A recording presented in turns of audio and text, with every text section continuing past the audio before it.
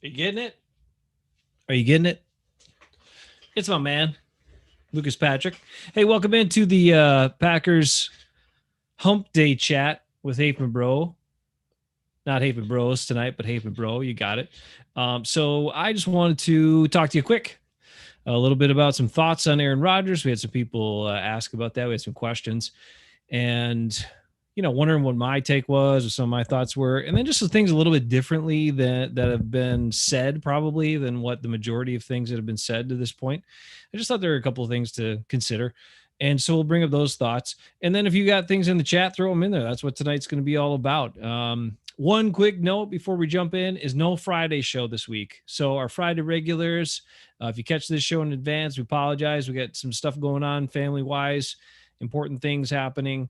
And also an event for my niece on Friday, so that we all want to check out. And so no Friday show this week, Ray from Bros.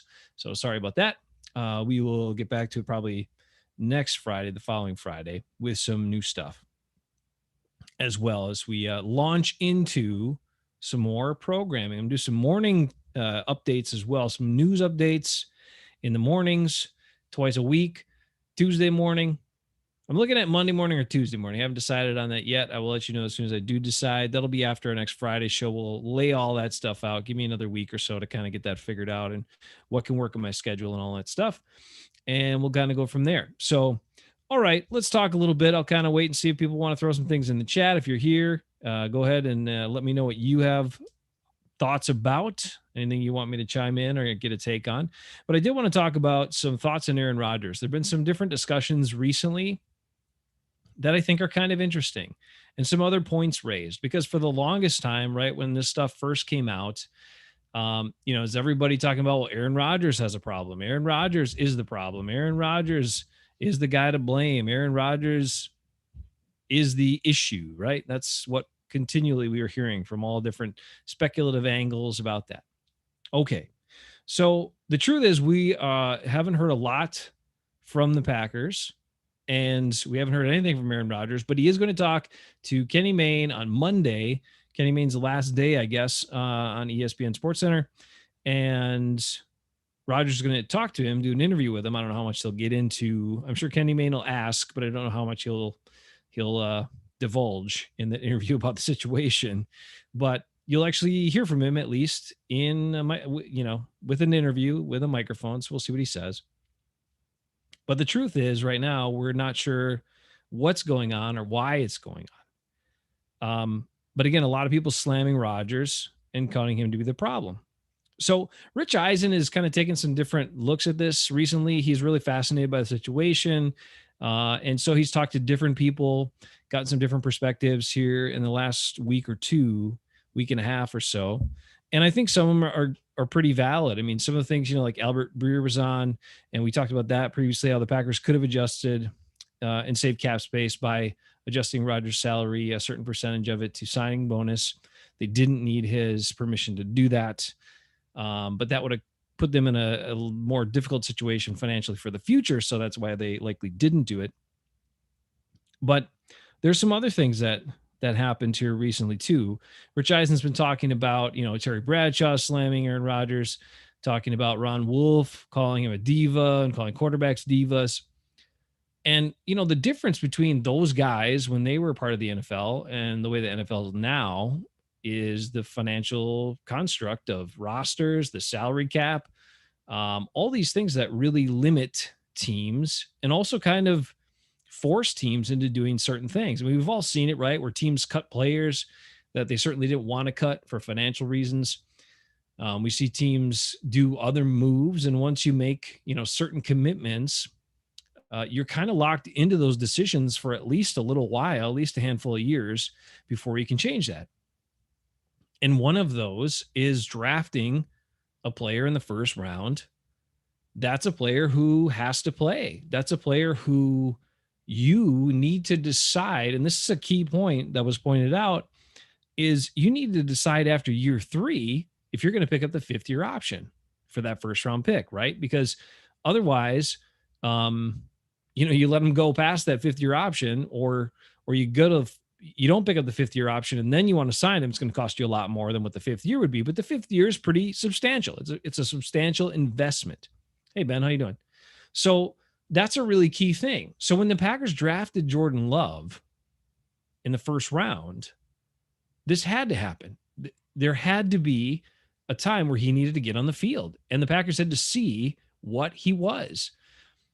And, barring any sort of injury, that wasn't going to happen if Rodgers was playing great. So when you really look at the situation, the Packers need to see what Jordan Love is, or they're taking a big gamble without seeing what he is and then extending, picking up the 5th year option before they actually see him play. Let's say if Aaron Rodgers was the quarterback this year and next year. So the situation is they've got to get him on the field soon. And they didn't want to do it this year, but they were looking at following this year. Okay. So that was clearly the plan when they drafted him. It might have been the plan when they drafted him to even see him play this year. I don't know. And I have one question about that. One thing that makes me wonder a little bit is I wonder if Mark Murphy had some influence on pulling the trigger on that pick or going to Brian Gutekunst about Jordan Love and drafting a quarterback in 2020.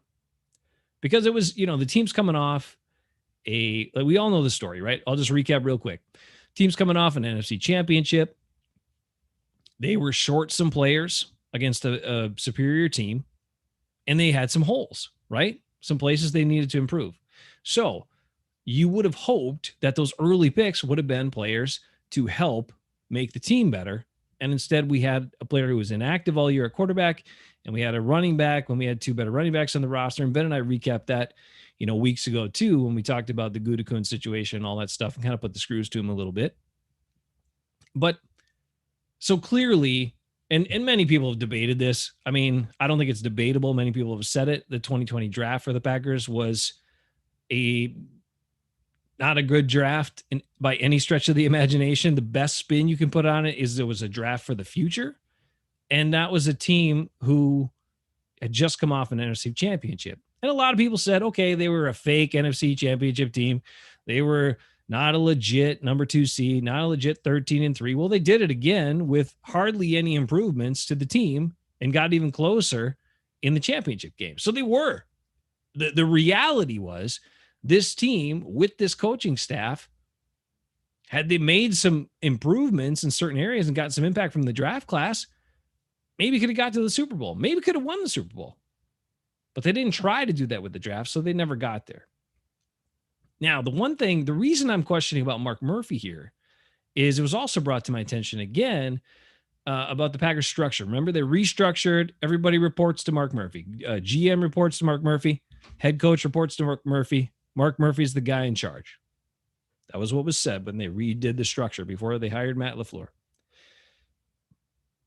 And if you recall, Mark Murphy was the one after the Packers lost in 2018 at home late in the season to Arizona, who was so upset, stormed out of the press box, went down and immediately wanted to fire Mike McCarthy and made it happen. Mark Murphy seems to be a guy, based on that and some other things, he makes kind of rash decisions. And Ben also pointed out, when we were talking about Aaron Rodgers and kind of why the Packers looked at him and thought about maybe drafting, a quarterback, was, that late season game in 19 against the Lions. Aaron Rodgers looked terrible. He did. He did not look good. He looked better in the first playoff game, of course, against the Seahawks. And then he looked, okay against the Niners at times, but struggled at times, whatever. Niners had a lot of pressure on him. I get it. But I don't know. It makes me really question that. Could it be Mark Murphy? Could he have been the one? Just a little anxious, a little antsy, a little quick to make a decision and rash on that one and be like, let's get a new quarterback. Just putting that out there for food for thought. Consider that. Because Mark Murphy's gotten like hardly any heat in this situation. Gutekunst's got a lot of heat. Rodgers got a ton of heat. Maybe Mark Murphy could be behind a lot of, he's the boss. Gutekunst reports to him. The floor reports to him. He made rash decisions before. I mean, you can say what you want about Mike McCarthy, but was firing him and, at that point, not let him finish the season, was that the best decision for the Packers? No. Come on.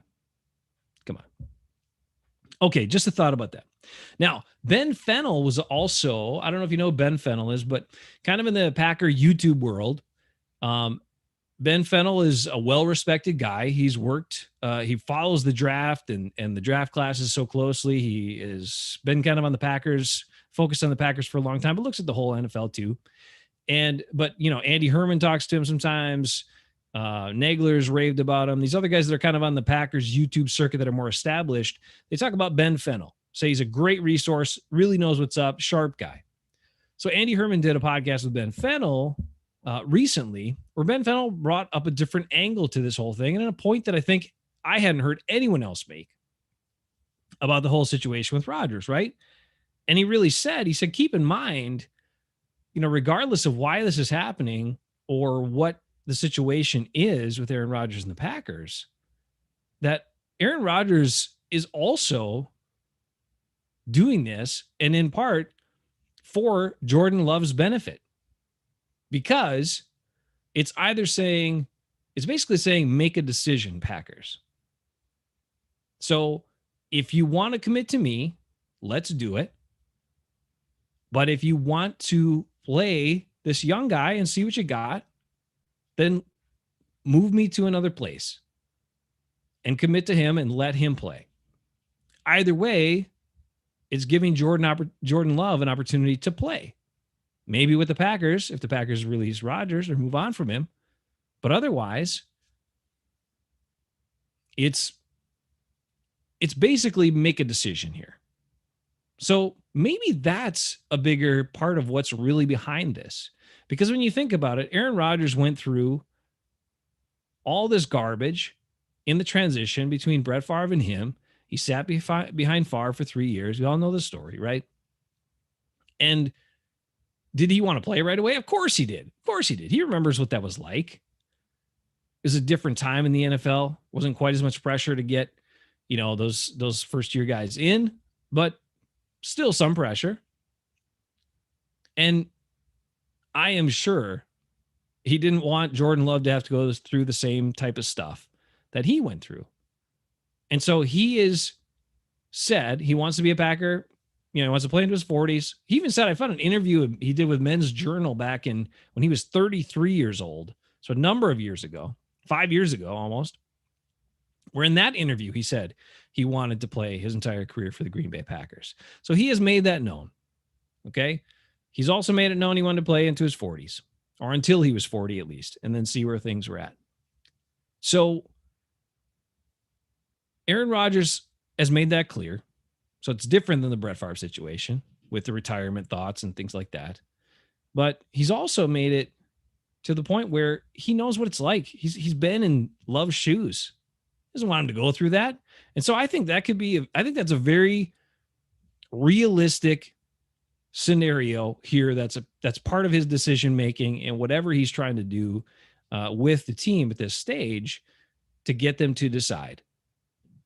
So either let the birdie free, the young bird free, and let him go get an opportunity with another team. Don't keep him hostage here and play this game with me where it's year to year and all that stuff. Or move on. Let's get him in there. You guys play him, but let me go play somewhere else. I don't know. I think that was a really interesting point. And I think it's a fair point. From Rodgers' perspective, I think it's more fair to Love and more fair to Rodgers. And it's probably better for the team and the fans. So maybe the Packers should back off this stance about we're not going to trade him. We're not going to trade him. And either trade him or commit to him and trade the other guy. Okay, that's it. In terms of those things, last thing I wanted to say is the other thing Ben Fennell brought up. I'm going to stick on Ben Fennell for a second because Andy Herman also asked him about the draft, what he thought about this year's draft. And we kind of like the draft. Ben and I have talked about it. There were picks that fit needs on the team, which are good. Were some of them players that the Packers, I think, took earlier than they needed to or could have, or maybe could have, selected other players in those spots that could have filled other voids? Sure. The Stokes one being one for sure.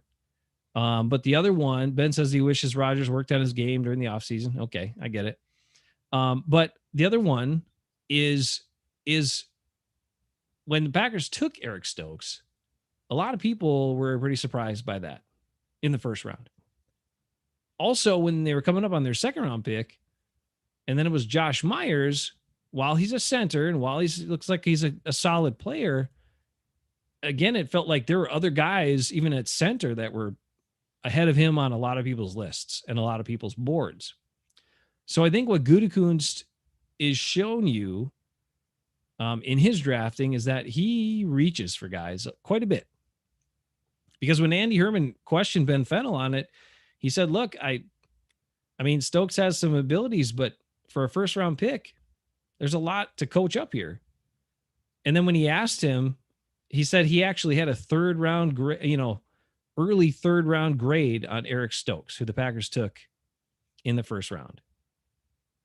And then when he was talking about Jordan Love, if they wanted to trade, they brought up that scenario. Like, well, if you trade Jordan Love, what could you expect to get for him? Nobody's really seen him play yet, all that sort of stuff, right?